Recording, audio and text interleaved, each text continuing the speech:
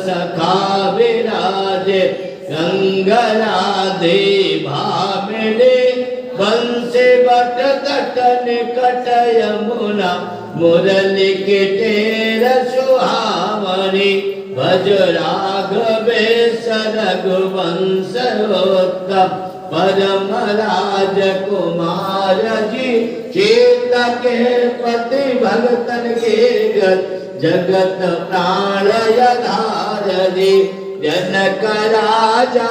हीरे मोती जड़ते उनकी माँ ने कहा कि क्या कहते कि हमारे घर रहकर कार्तिक नहा लो बाबा, वहां क्यों नहा रहे, हमारे घर में रहो, यहाँ पे कार्तिक स्नान करो आप, मैं सेवा करना चाहती हूँ। पहले तो बूढ़े को रखा नहीं, अब पहले मैं सेवा करना चाहती हूँ जब हीरे मोती मिल रहे तो। बुजुर्ग ने कहा कि अच्छा सवेरे बूढ़ा उठा तो जेठानी बड़बड़ करने लगी, में उठ करके और सवेरे उठते थर थर थर थर करना शुरू कर देता है, खटपट करता है, नींद खराब हो जाती है, सोने भी नहीं देता। तो उस दिन जेठानी ने क्या किया कि पैर पटकते झटकते लोटा लोटी दे दी उनको, ताले जाओ जाओ करो स्नान करता वाला, स्नान करने वाले बने हो।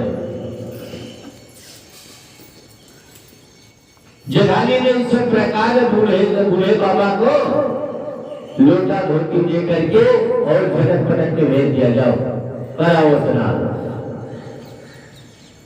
जब बुजुर्ग नहा करके गंगा स्नान करके कार्तिक मास से वापस अपने घर आए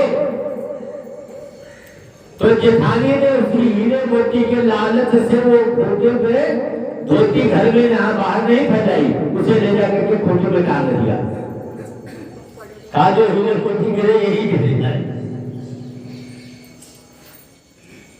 वहां पर धोती में हीरे मोती भरकर लाता था और यहाँ सारे पानी कर देता है।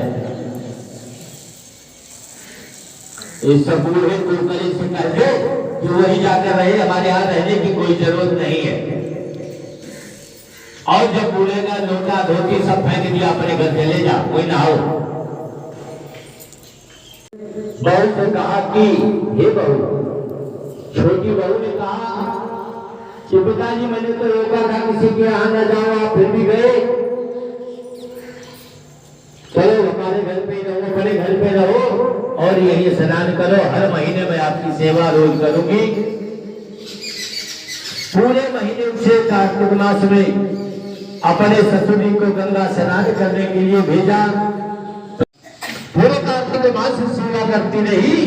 कार्तिक का महीना पूरा हुआ तो उसने बहू से कहा कि बहू, मैंने ब्राह्मण जी माने हैं, कार्तिक मास पूरा हुआ है और ब्राह्मणों को भोजन करवाना है, बहू ने कहा तो बहुत सुंदर काम है, जितने ब्राह्मण आप चाहते हो ले आओ और सबको बड़े चाव से निभाओ।